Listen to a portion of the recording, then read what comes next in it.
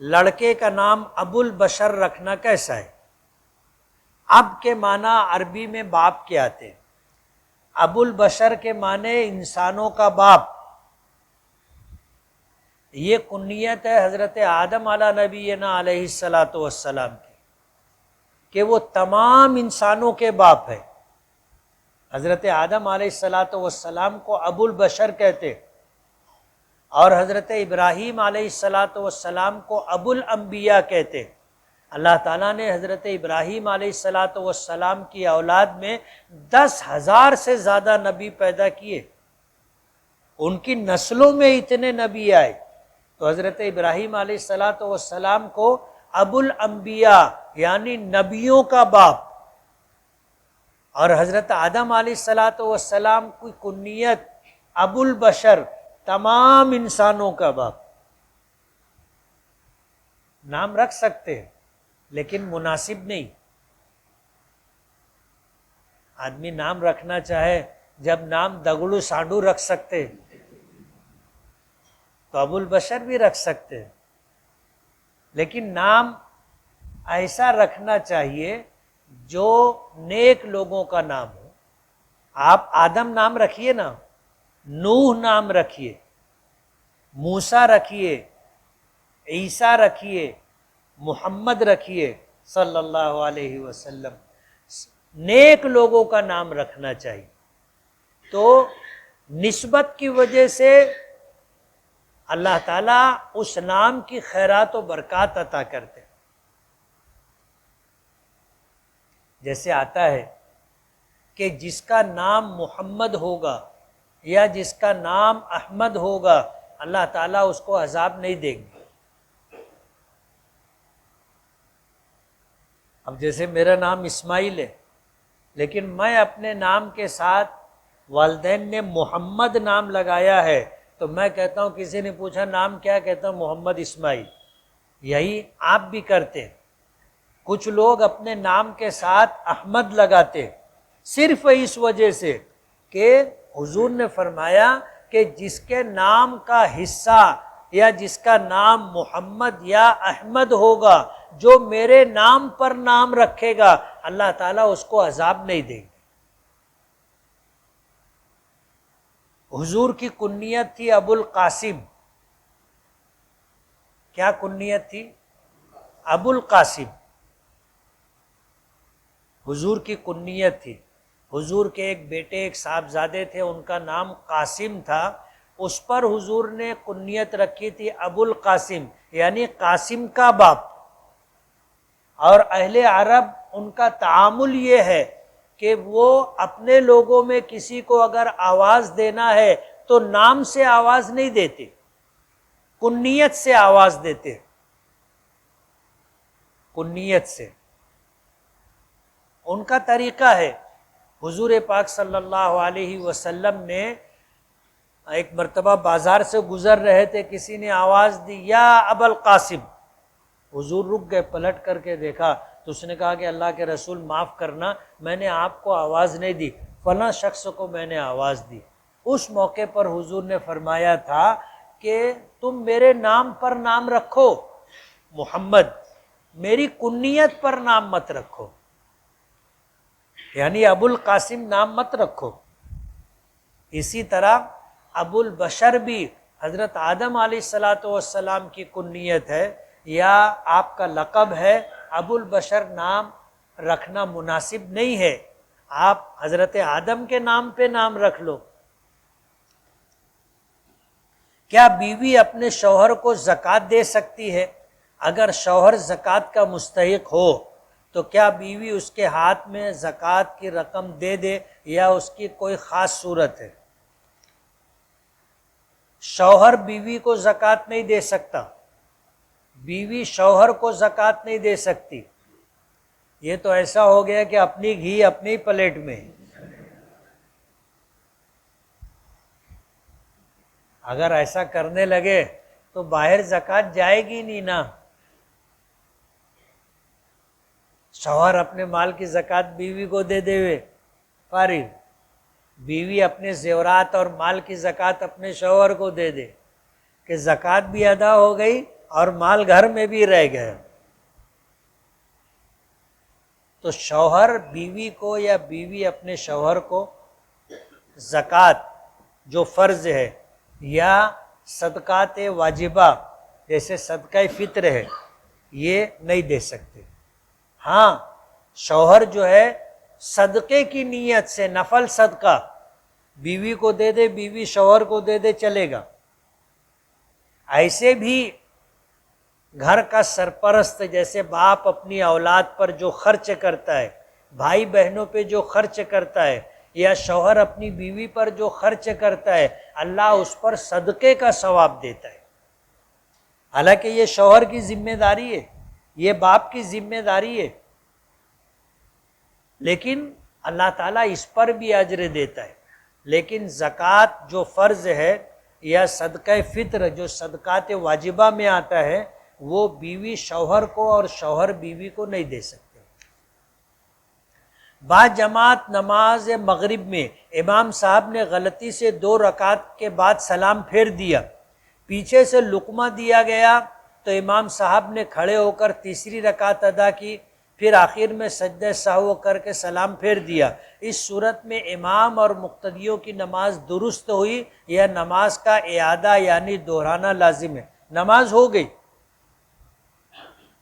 دوسرے قاعدے پر، پہلے قاعدے پر 2 رکعت پر امام سے اگر سہو ہو گیا، بھول ہو گئی، اور وہ یہ سمجھ کر کے کہ 3 رکعت ہو گئی ہے سلام پھیرا، پیچھے سے آواز آئی اللہ اکبر، امام صاحب سمجھ گئے کہ بھائی اپنے سے غلطی ہو گئی، تو کھڑے ہو کر کے وہ اللہ اکبر کہہ کے وہ کھڑے ہوئے، تیسری رکعت ادا کی اور نماز 3 رکعت پڑھ کر سجدہ سہو کر کے سلام پھیرا، تو امام صاحب کی بھی نماز ہو گئی اور ان کی اقتداء میں جتنے مقتدی لوگوں نے نماز ادا کی سب کی نماز ہو جائے گی۔ اگر کوئی شخص اپنی بیوی کو مذاق میں یا غصے میں یا بطور خطاب طلاق یا طلاق والی جیسے الفاظ کہہ کر پکارے، یا یہ کہے کہ اگر تم نے فلاں کام کیا تو طلاق ہو جائے گی، تو کیا حکم ہے؟ 3 چیزیں ایسی ہیں کہ جس میں حقیقت بھی حقیقت ہے اور مذاق بھی حقیقت ہے، حقیقت بھی حقیقت ہے، مذاق بھی حقیقت ہے۔ حضور نے فرمایا ثلاثن جدہن جد وہزلہن جد، کہ 3 چیزیں ایسی ہیں جس میں حقیقت بھی حقیقت ہے اور مذاق بھی حقیقت ہے، النکاح والطلاق والعتاق۔ ایک نکاح، اگر مذاق میں بھی ایک اجنبی مرد ایک اجنبی عورت جن میں محرمیت کا رشتہ نہیں ہے اور وہ بول دیے کہ میں نے تجھ سے نکاح کیا، دوسرے نے کہہ دیا قبول، اور 2 گواہ وہاں پر سن لیے، نکاح ہو جائے گا۔ خطبہ پڑھنا ضروری نہیں ہے۔ مذاق میں بھی اگر کسی نے ایجاب و قبول کر لیا نکاح ہو جائے گا، گواہ شرط ہے، گواہ ضروری ہے، اور اگر مہر کا تذکرہ نہیں کیا تو پھر مہر مثلی دینا پڑے گا، یعنی اس لڑکی کے خاندان میں جو مہر رائج ہوگا، ہوتا ہے کسی کے یہاں 11,000 ہوتا ہے، کسی کے یہاں 15,000 ہوتا ہے، کسی کے یہاں کم زیادہ ہوتا ہے، جو مہر ان کے خاندان میں چلتا ہوگا وہ مہر دینا پڑے گا۔ یعنی مذاق میں اگر کسی نے نکاح کیا تو بھی نکاح ہو جائے گا، اسی طرح اگر کسی نے مذاق میں اپنی بیوی کو طلاق دیا تو طلاق پڑ جائے گی۔ پاکستان میں ایک ڈرامہ ہوا تھا اور اس ڈرامے میں کردار ادا کرنے والے میاں بیوی تھے، اور وہ ڈرامے کے اندر شوہر نے بیوی کو طلاق دی۔ اب ظاہر بات ہے وہ ڈرامہ تھا، حقیقت نہیں تھی، لیکن شوہر نے طلاق دی، فتویٰ آیا، طلاق پڑ گئی، اس لیے کہ حضور نے فرمایا کہ 3 چیزیں ایسی ہیں جس میں حقیقت اور واقعہ حقیقت ہے اور مذاق بھی حقیقت ہے۔ تو اگر بیوی کو مذاق میں طلاق دی طلاق پڑ جائے گی۔ اسی طرح باندی غلام تھے اپنی ملکیت میں، مذاق میں آزاد کر دیا آزاد ہو جائیں گے، حقیقت میں آزاد کیا تو آزاد ہو ہی جاتے، مذاق میں بھی آزاد کیا تو آزاد ہو جائیں گے۔ دوسرا مسئلہ یہ ہے کہ اگر کسی نے خطاب کے طور پر کہا اے طلاق والی، طلاق پڑ جائے گی۔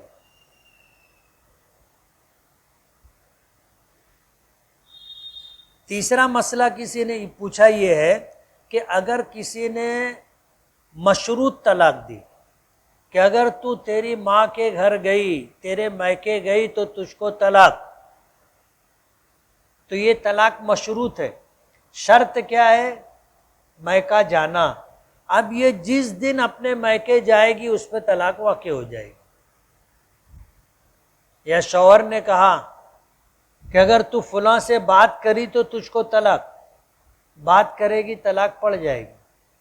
میاں بیوی کا جھگڑا ہوا، بیوی سب سامان سمیٹنا چالو کی، کپڑا نکال بیگ میں ڈال، زیور نکال جمع کر۔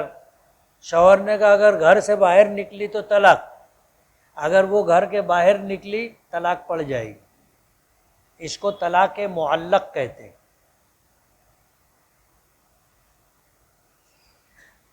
ایک شخص نے اپنی زندگی میں LIC کی پالیسی کرائی تھی، اس کے انتقال کے بعد پالیسی کی رقم بیوی کو ملی۔ پوچھنا یہ ہے کہ کیا بیوی پوری رقم اپنے اوپر اپنے بچوں پر خرچ کر سکتی ہے یا صرف اتنی ہی رقم جتنی مرحوم نے پالیسی میں جمع کی تھی، جبکہ اس بیوہ کا کوئی اور ذریعہ معاش بھی نہ ہو؟ دیکھو، عمومی حالات میں بیمہ کرانا جائز نہیں،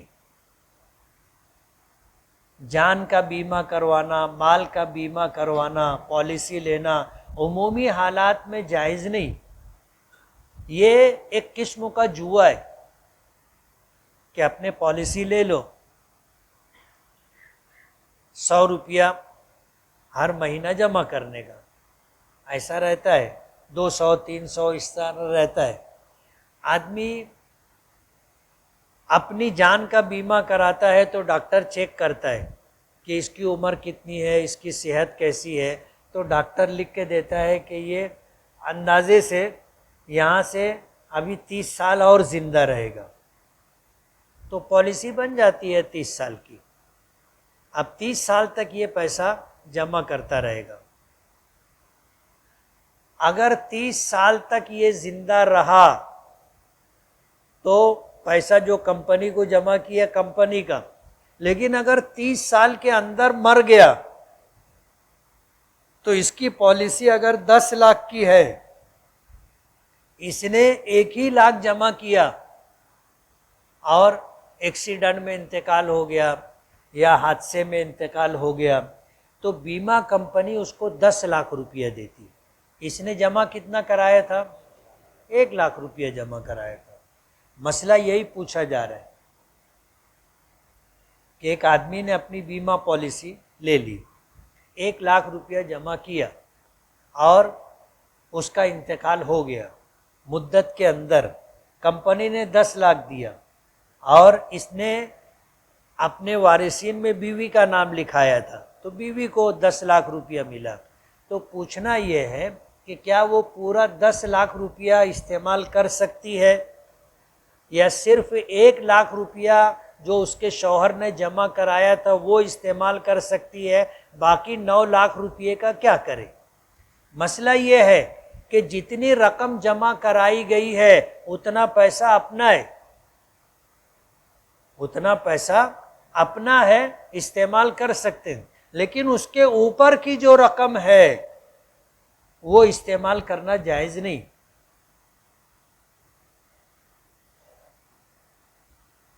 وہ استعمال کرنا جائز نہیں ہے۔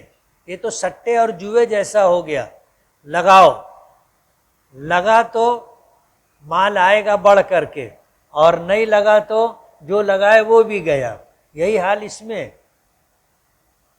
تو عمومی حالات میں جان مال کا بیمہ کرانے کی اجازت نہیں ہے، لیکن حالات اگر بگڑ گئے ہوں، جیسے آج ملک کے حالات ایسے ہو گئے کہ ان کے علاقے میں، غیر کے علاقے میں آدمی اگر جائے آئے تو بسا اوقات حادثہ ہو جاتا ہے، موب لنچنگ ہو رہی ہے، لوگ گھیر کر کے مارتے ہیں، جان بھی لے لیتے ہیں۔ اگر اپنے کو یہ اندیشہ ہے، ہم ایسی جگہ رہتے ہیں جہاں یہ ڈر ہے کہ آتے جاتے کہیں بھی جان جا سکتی ہے، اور آدمی بیمہ کرانا چاہے تو کرا سکتا ہے، یا اپنی دکان یا کاروبار ایسے علاقے میں ہے کہ کبھی بھی حالات بگڑے تو دکان لٹ جائے گی یا جلا دی جائے گی، تو آدمی بیمہ کرانا چاہے تو ایسے حالات میں گنجائش ہے، عمومی حالات میں بیمہ نہیں کرانا چاہیے۔ مفتی صاحب، مسئلہ یہ پوچھنا تھا کہ اگر کسی شخص کے ہاتھ، پیر یا پیٹھ پر سے چھپکلی گزر جائے تو کیا غسل کرنا ضروری ہوگا؟ اور غسل میں بھی سونے کے برتن کا یا زیور کا پانی ہونا چاہیے، کیا شریعت میں اس طرح کا کوئی حکم ہے؟ نہیں، ایسا کوئی حکم نہیں۔ چھپکلی اگر کپڑے پر یا بدن پر سے گزر جائے تو آدمی اور کپڑا ناپاک نہیں ہوتا، لیکن ہمارے یہاں ایسا مشہور ہے کہ اگر چھپکلی گزر گئی تو اب پانی میں سونے کا زیور ہلاؤ اور اس پانی سے دھو اور نہاؤ تو پاک ہوں گے، یہ صحیح بات نہیں۔ پہلے سے ہمارے یہاں مغرب کی سمت کو قبلہ سمجھ کر نماز پڑھی جاتی رہی، لیکن اب گوگل اور جدید قبلہ نما ایپس کے مطابق قبلہ مغرب سے تقریباً 3 سے 4 ڈگری دائیں جانب بتایا جا رہا ہے۔ ایسی صورت میں جو نمازیں ہم نے پڑھی ہیں وہ درست ہے؟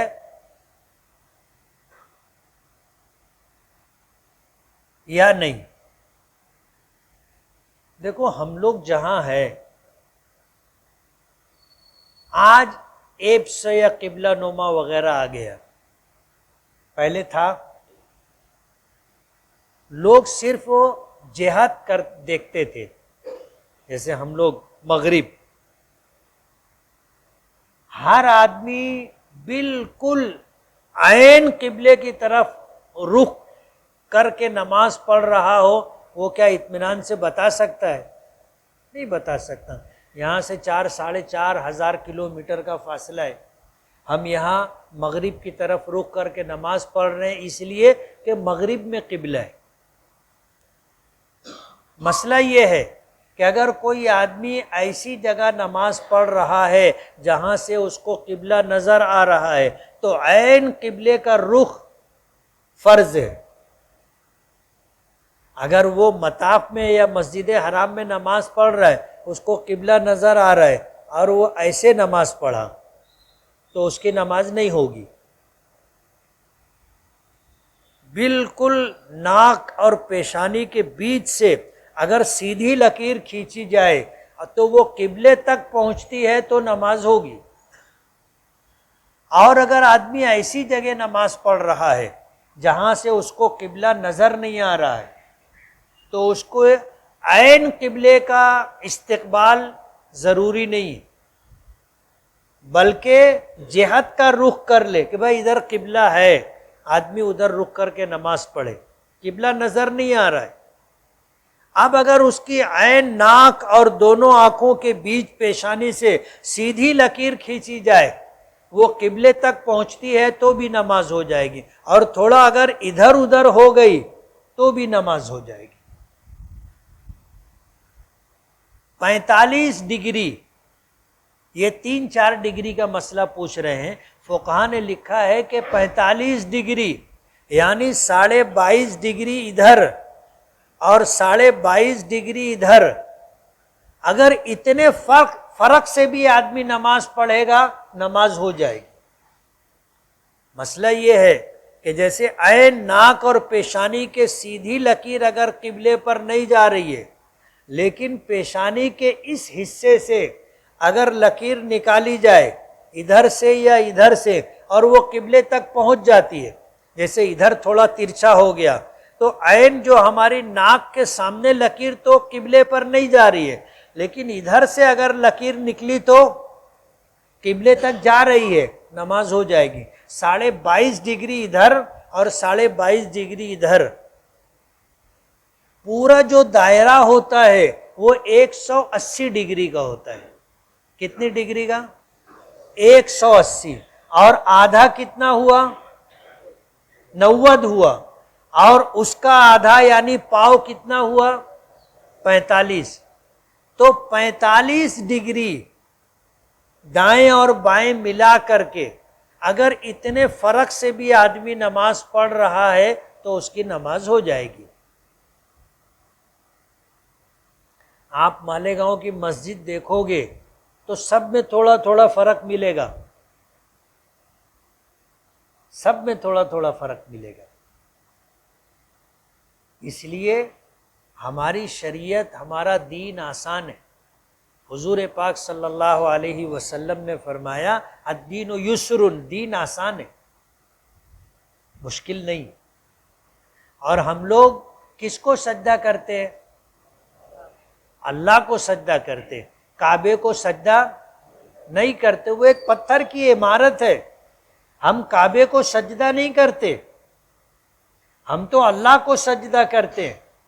لیکن نماز پڑھتے ہوئے ہمیں ایک رخ دیا گیا ہے، اور ہم تمام لوگوں کا عمل یکساں رہے، اس لیے قبلہ رخ کا حکم دیا گیا ہے۔ ورنہ ایک آدمی مسجد میں آیا، ایک ادھر کا رخ کر کے نماز پڑھ رہے، ادھر کا رخ کر کے نماز پڑھ رہے، کہ ادھر کا رخ کر کے پڑھ، تو یہ مذاق ہو جائے گا۔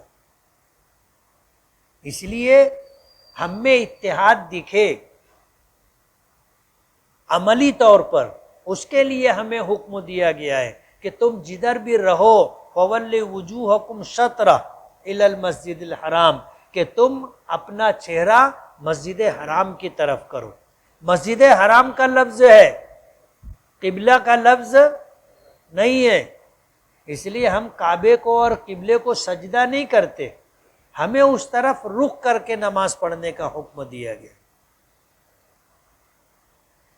کرپٹو کرنسی کا سوال پچھلے ہفتہ بھی آیا تھا، ابھی بھی آیا، اس کی میں انکوائری نہیں کر سکا، انکوائری کر کے بتاؤں گا۔ کیا محکمہ آبکاری میں ملازمت کرنا شرعاً جائز ہے، خصوصاً اگر اس محکمے کا کام شراب یا دیگر نشہ آور اشیاء کی نگرانی، وصولی محصول یا ان سے متعلق انتظامی امور سے وابستہ ہو تو اس ملازمت کا کیا حکم ہے؟ جائز ہے، ناجائز نہیں ہے۔ اس محکمے میں کام کرنے والوں کی ڈیوٹی ہوتی ہے کہ شراب اور دیگر نشہ آور چیزوں کی خرید و فروخت پر روک لگائی جائے، یہ اس کا اصل کام۔ لیکن اگر سرکار نے کسی کو کسی مخصوص نشہ آور چیزوں کی خرید و فروخت کی اجازت دی ہے تو اس پر ٹیکس وصول کرتی ہے۔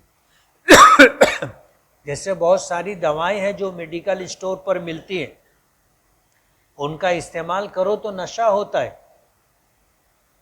کھانسی کی دوا کبھی پیے؟ کھانسی کی دوا آدمی پی لے، نیند کیسی آتی ہے؟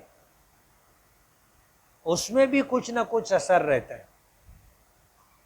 جن لوگوں کا دماغی توازن یا دماغی بیماری ہوتی ہے ان کو بھی جو دوا دی جاتی ہے اس میں نشے کا اثر ہوتا ہے۔ تو یہ اسی محکمے سے متعلق ہے، فی نفسی ملازمت جائز ہے۔ آج کل ملک میں SIR یعنی ووٹر فہرست کی جانچ اور تصدیق کا کام جاری ہے۔ بعض لوگ اپنا نام ایک سے زیادہ مرتبہ مختلف ووٹر لسٹوں میں شامل کروانے کی کوشش کرتے ہیں یا مختلف الگ الگ طریقوں سے میپنگ کروا دیتے ہیں۔ اسی طرح بعض افراد ایسے وارڈ کی ووٹر لسٹ میں بھی اپنا نام شامل کرا لیتے ہیں جس وارڈ سے ان کا حقیقی کوئی تعلق نہیں ہے، پھر وہ الیکشن کے وقت وہاں جا کر ووٹ بھی دیتے ہیں ایک سے زائد، جس کی وجہ سے بعض اوقات نااہل امیدوار کامیاب ہو جاتے ہیں۔ شرعاً اس طرح ایک سے زائد مقامات پر نام درج کروانا یا ایسے وارڈ میں ووٹ دینا جس سے حقیقتاً اس کا کوئی تعلق نہ ہو، کیا جائز ہے؟ جائز نہیں، غیر قانونی۔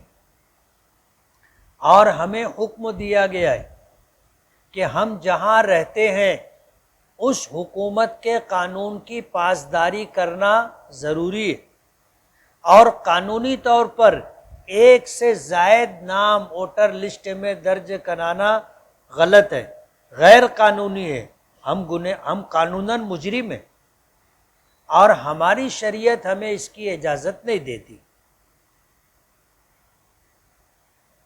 اور ابھی تو جو SIR کا فارم ہے اس پر باقاعدہ لکھا ہوا ہے، اور وہاں آپ سے دستخط لی جاتی ہے، وہاں آپ سے دستخط لی جاتی ہے کہ میرا نام ایک ہی جگہ ہے، دو جگہ نہیں ہے، اگر دو جگہ میرا نام ہوا تو 1 سال کی سزا، قید یا جرمانہ، یا سزا اور جرمانہ دونوں مجھے قبول ہے، اس پہ ہم سے دستخط لے رہے۔ اب اگر آپ کا نام یا میرا نام ہم نے ایک سے زائد جگہ ووٹر لسٹ میں میپنگ کروا لی، SIR میں ہم نے اپنا نام ڈال دیا، خدا نہ خواستہ ہمارے کسی کرم فرما نے ہمارے خلاف کمپلین دے دی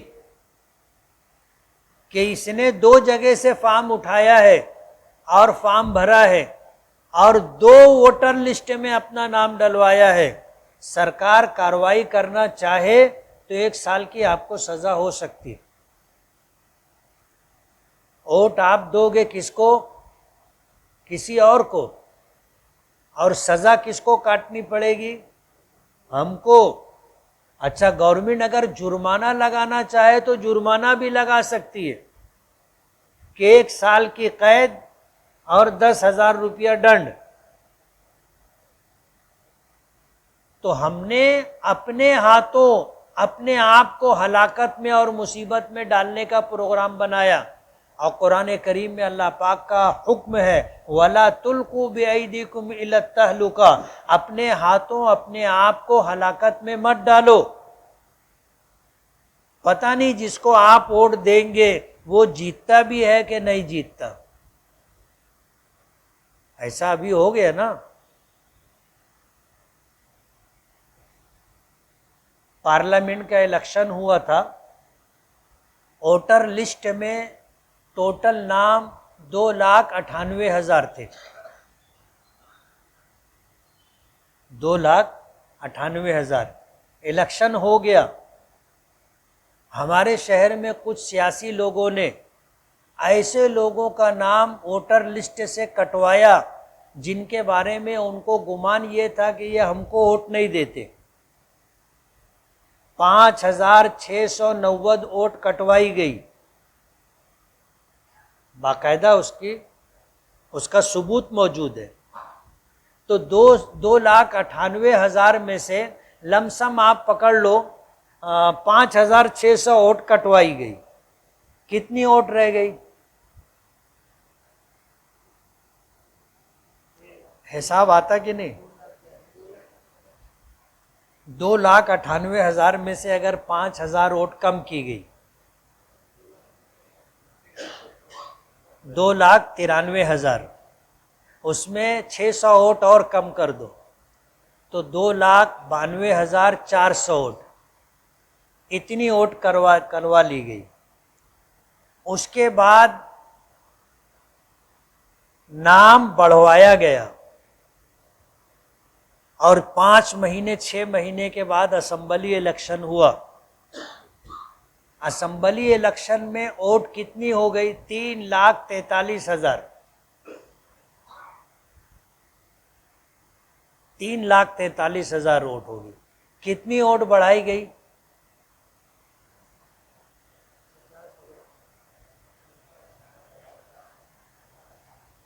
8,000 ادھر اور 43,000 ادھر، 51,000 ووٹ بڑھائی گئی۔ اب ظاہر بات ہے الیکشن ہو گیا، الیکشن ہو جانے کے بعد جن لوگوں نے یہ حرکت کی تھی وہ جیت نہیں سکے، تو پھر انہوں نے پریس کانفرنس لی، اردو مراٹھی پریس والوں سے ان کی پریس کانفرنس لی، اسکرین لگا کر کے بتایا کہ 42,831 ووٹ ڈبل ٹیبل ہے، میت کی ووٹ ہے، اور ووٹ کم کروانے کے لیے انہوں نے 7 نمبر کا فارم بھرا اور ووٹ کٹوائی۔ اب ابھی جو ووٹ آئی ہے، جو فارم آئے ہیں، وہ 3,18,000 آئے، 23,555 ووٹ کٹ گئی ہے، اور یہ ووٹ کٹوائی گئی ہے باقاعدہ فارم بھر کر کے۔ اتنا سب کچھ ہونے کے بعد بھی آدمی ہار گیا۔ اب جن لوگوں نے 2-2, 3-3, 4-4، ایک آدمی نے 17 ووٹ دی نا، اس کو کیا ملا؟ بوگس ووٹ دینے کا 300 روپیہ ملا۔ 300 روپے میں کیا ہوتا ہے؟ آدمی غیر قانونی کام کا مجرم ہو گیا، اور یہ عمل ایسا ہے کہ اگر اس پر سرکار کارروائی کرے تو آدمی کو 1 سال کی قید، مزید جرمانہ، یہ سب کچھ ہو سکتا ہے، اس لیے یہ جائز نہیں۔ زید کے گھر الیکٹرک سیگڑی لگی ہے جو 2 نمبر پر ہے، اور نل بھی 2 نمبر پر ہے، اور سب گھر والے بسم اللہ پڑھ کر کے کھاتے بھی ہیں پیتے بھی ہیں۔ شریعت اس بارے میں کیا کہتی ہے؟ کیا ایسا کرنے سے ایمان پر اثر پڑتا ہے؟ دیکھو، چوری چوری ہے، تم چاہے بجلی چوراؤ چاہے پانی چوراؤ،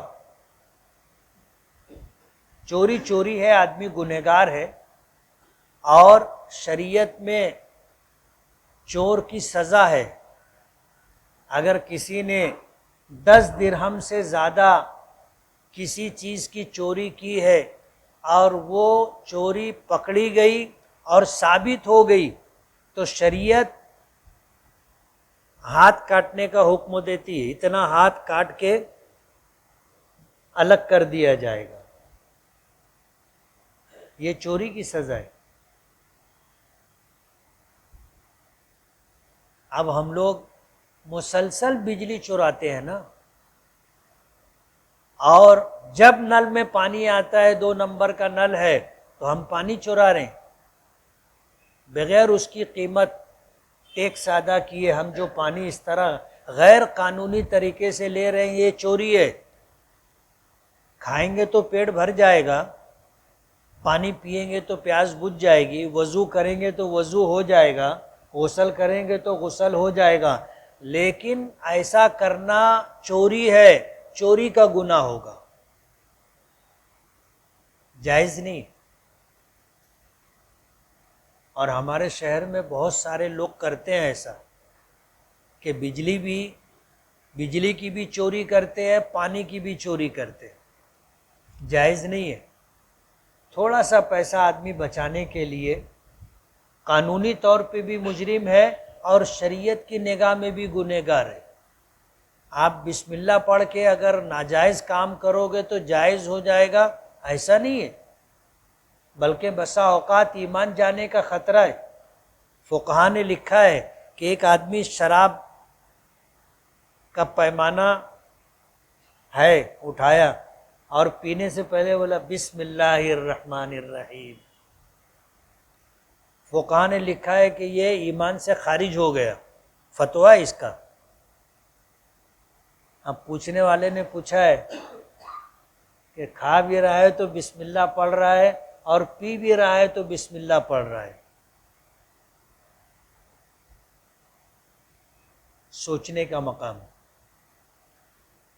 عورتوں کا قبرستان میں جانا یا مزار پر حاضری دینا اور اس قبر میں مدفون کے وسیلے سے دعا کرنا، وہاں کی کھیر کھانا اس نیت سے کہ مجھے اولاد ہو جائے، عورتوں کا یہ سب عمل کرنا کیسا ہے؟ جائز نہیں۔ عورتوں کے لیے قبرستان جانے کی ممانعت ہے، مزار پر جانے کی ممانعت ہے، اور یہ ممانعت، یہ فتویٰ کسی مفتی کا نہیں، نبی کریم صلی اللہ علیہ وسلم کا حکم ہے۔ اس لیے عورتوں کو مزار پر جانے کی، قبرستان میں جانے کی اجازت نہیں۔ اسی طرح مزار پر جو کھیر پکتی ہے، جن کو اولاد نہیں ہوتی وہ یہ سمجھ کر کے کہ مزار پر جو ہے لنگر میں یہ کھیر مل رہی ہے، اس کے کھانے سے اولاد ہوگی، یہ ایک خوش گمانی ہے۔ آدمی ایسا سمجھتا ہے کہ یہ کھیر کھائیں گے تو اولاد ہو جائے گی، اب ہوگی کہ نہیں ہوگی آپ بھی سمجھ سکتے ہو۔ ایک لڑکا تھا، وہ جب ملے مجھ کو کہے مفتی صاحب دعا کرنا ہے، میں نے کہا ہاں انشاءاللہ۔ اچھا جب ملے، جب بولے، بہت اہتمام کے ساتھ بولے، تو میں ایک دن اس سے پوچھ لیا، میں نے کہا یار کیا مسئلہ کیا ہے تیرا؟ بولے یار دعا کرو اولاد ہو جائے۔ میں نے کہا ٹھیک ہے، اللہ تم کو صاحب اولاد بنا دے، دعا کروں گا میں۔ کچھ دنوں کے بعد وہ شادی کا رقعہ لے کے آیا، تو میں رقعہ لے لیا۔ اس نے کہا مفتی صاحب تم کو ہی نکاح پڑھانا ہے؟ تو میں نے کس کا نکاح ہے؟ بولے مورا نکاح ہے۔ مجھ کو اس کی پچھلی بات یاد آ گئی کہ اس کی شادی نہیں ہوئی تھی اور یہ اولاد کی دعا کروا رہا تھا۔ اب آپ بتاؤ، آدمی اگر نکاح نہ کرے، بیوی نہ ہو، زندگی بھر لوگ اس کے لیے دعا کرے، پوری دنیا کے لوگ مل کر کے دعا کرے، اولاد ہوگی؟ سبب ضروری ہے۔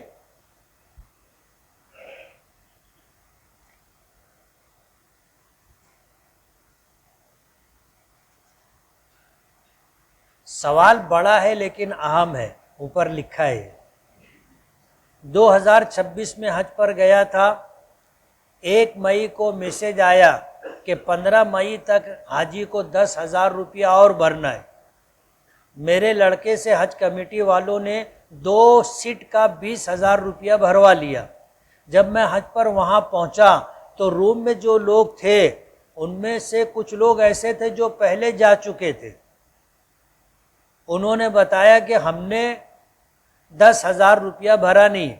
حج سے واپس آنے کے بعد میں حج کمیٹی کے ہارون صاحب سے ملا تو انہوں نے کہا کہ تم روپیہ بھر دیے تھے نا، تمہارا حج ناقص نہیں رہا۔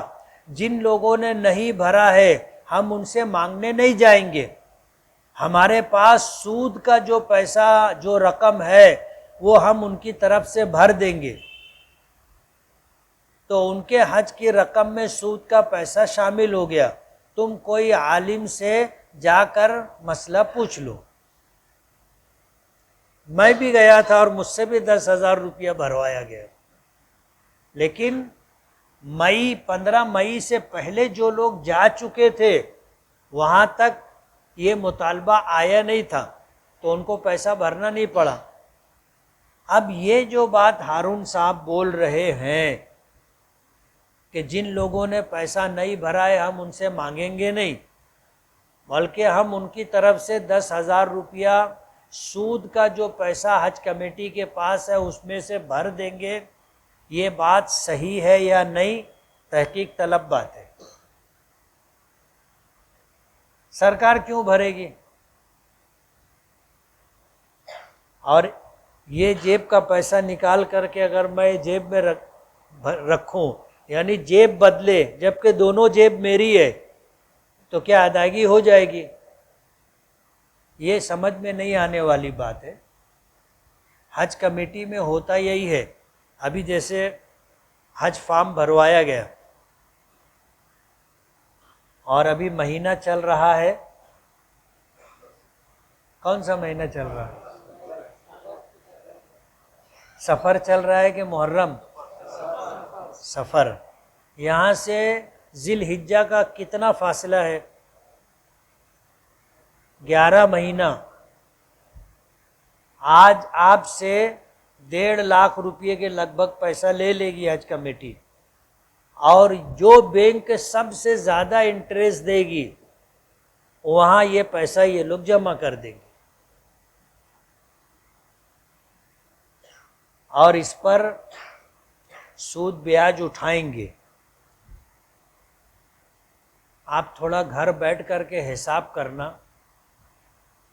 کہ 2.25 لاکھ لوگوں نے، یا حج کمیٹی سے جو لوگ جا رہے ہیں 1.25 لاکھ لوگوں نے، 1,25,000 لوگوں نے 1,52,000 روپیہ بھرا۔ کتنا؟ تو 1,25,000 لوگوں کی طرف سے کتنا پیسہ جمع ہوا؟ اتنے پیسے پر اگر 10% بیاج مل رہا ہے تو 11 مہینے میں کتنی بیاج کی رقم، سود کی رقم بنے گی؟ تم تھوڑا گھر بیٹھ کر کے حساب کرو گے تو تمہارا فیوز اڑ جائے گا۔ اربوں روپیہ سود کا جمع ہوتا ہے، اربوں روپیہ۔ تھوڑا سا حساب کرنا اور اگلے ہفتے مجھ کو بتانا۔ حج کمیٹی والے یہ کام کرتے ہیں، اور وہ پیسہ کہاں جاتا ہے تھوڑا اس کی بھی انکوائری کر لینا۔ مدارس اور مساجد کی معیاری تنخواہ کے متعلق وضاحت فرمائے کہ امام، معلم، مؤذن کو کتنی تنخواہ دینا چاہیے۔ دیکھو میں نے شاید اس سے پہلے بتایا کہ تنخواہ کا یہ لفظ جو ہے یہ فارسی لفظ ہے۔ تن کے معنی بدن، تن کے معنی اپنے لوگ بولتے ہیں نا تن بدن، تو تن کے معنی بدن، اور خواہ کے معنی چاہت، ضرورت۔ اب اپنی مسجد میں جو امام ہے اس کے جسم کے لیے اور اس کے ماتحت جو لوگ ہیں، جیسے بیوی ہے، 1 بچہ ہے، 2 بچہ ہے، 4 بچے ہیں، تو ان کا مہینے بھر کا جتنا خرچہ ضروری خرچہ ہے اتنی تنخواہ دینا چاہیے۔ تنخواہ کا مطلب یہی ہے۔ اب ظاہر بات ہے کہ کس کی کتنی ضرورت ہے وہ ہر ایک کی الگ الگ ہے۔ ایک آدمی ابھی ایسا ہے کہ اس کی شادی نہیں ہوئی تو اس کی ضرورت کم ہے، شادی ہو گئی ضرورت ڈبل ہو گئی، بچہ ہو گیا 1 ضرورت ٹبل ہو گئی، 2 بچے ہو گئے ضرورت 4 بل ہو گئی۔ تو تنخواہ کا مطلب یہ ہے کہ جو آدمی خدمت کر رہا ہے، ملازمت کر رہا ہے، اس کو اتنی تنخواہ دینی چاہیے جس سے اس کی اور اس کے ماتحتوں کی ضرورت پوری ہو جائے۔ عام طور پر ایسا ہوتا نہیں۔ مسجد میں خدمت کرنے والے، چاہے وہ امام ہو، مؤذن ہو، خادم ہو، یا مدرسوں میں یا مکتب میں پڑھانے والے لوگ جو ہوتے ہیں، ان کو اتنی تنخواہ نہیں ملتی کہ ان کی جائز ضرورت پوری ہو جائے۔ ٹرسٹی حضرات کو اس پر دھیان دینا چاہیے۔ اللہ نے ان کو ذمہ داری دی ہے، ذمہ دار بنایا ہے، تو یہ ان پر ذمہ داری آتی ہے۔ نماز میں امام سے سہون غلطی ہو گئی، جیسے جہاں بیٹھنا تھا وہاں کھڑے ہو گئے، یا جہاں کھڑے ہونا تھا وہاں بیٹھ گئے، اور مقتدی نے امام کو متوجہ کرنے کے لیے زبان سے کہا کہ امام صاحب بیٹھے کے ہیں، کھڑے ہو جاؤ۔ اس پر امام صاحب نے اپنی غلطی درست کر لی تو کیا حکم ہے؟ نماز نہیں ہوگی۔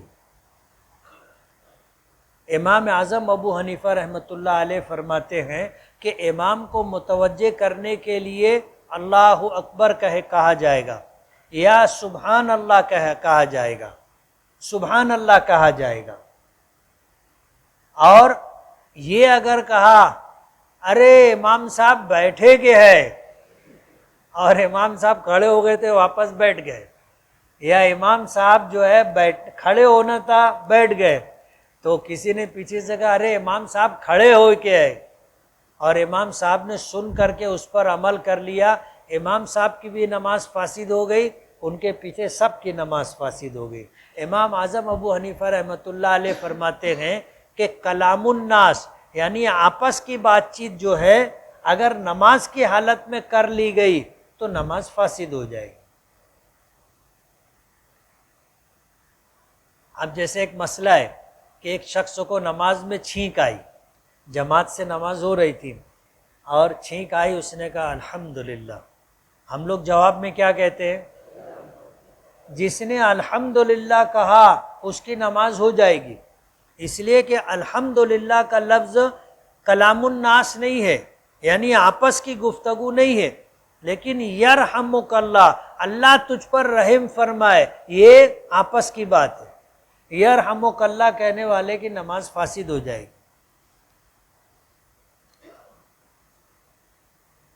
لال چونٹی اگر چل رہی ہو تو اسے مسل کر مار دینا کیسا ہے؟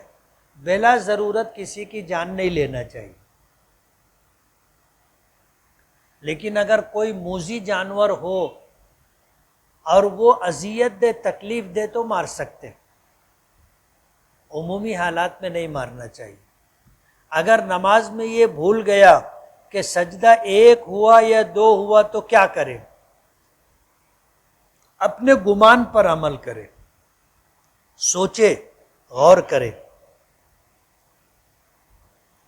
اگر اس کا غالب گمان یہ ہے کہ نہیں میں دو کیا ہوں تو اس کے مطابق عمل کر لے، اور اگر اس کو ایسا لگے کہ میں ایک ہی سجدہ کیا ہوں تو ایک سجدہ اور کر لے اور آخر میں سجدہ سہو کر لے، نماز ہو جائے گی۔ نماز کے دوران اگر امام کا وضو ٹوٹ جائے تو وہ کیا کرے؟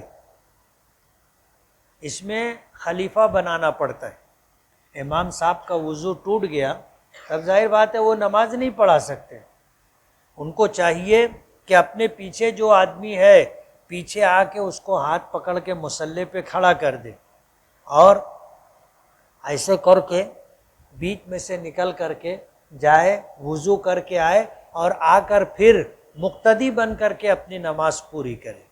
اس کو کہتے ہیں خلیفہ بنانا۔ اب جس آدمی کو پیچھے سے آگے کیا ہے وہ آدمی آگے کی پوری نماز پڑھا کر کے نماز مکمل کرے گا، اس کی بھی نماز ہو جائے گی، سب کی نماز ہو جائے گی۔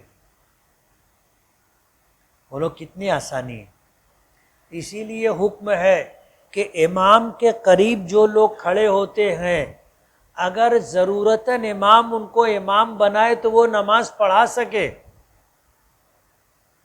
ایسے لوگوں کو امام کے پیچھے اور قریب کھڑے رہنا چاہیے۔ اور اب آپ اگر نماز نہیں پڑھا سکتے تو آپ کو یہاں نہیں کھڑے ہونا چاہیے، تھوڑا سا ہٹ کر کے کھڑے ہونا چاہیے۔ سوال شری رامپور کا ہے اور سوال یہ ہے کہ رمضان میں شوگر کی بیماری ہو گئی تھی، اب نارمل ہے، لیکن رات میں 3 بجے 4 بجے تک نیند نہیں آتی، ایسا لگاتار کیا لکھا ہے معلوم نہیں،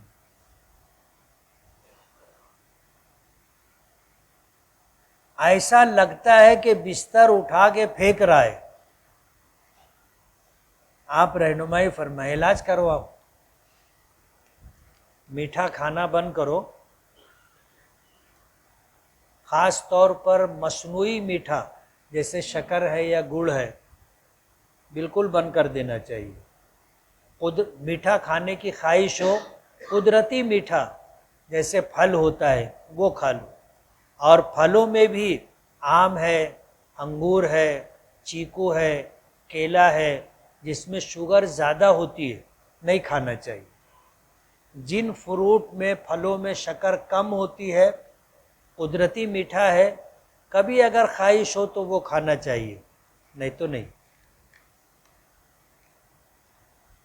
یہ کسی نے استفتاء بھیجا ہے، یہ کسی دارالافتاء سے پوچھ لے، میراث کا مسئلہ ہے۔ بسم اللہ الرحمن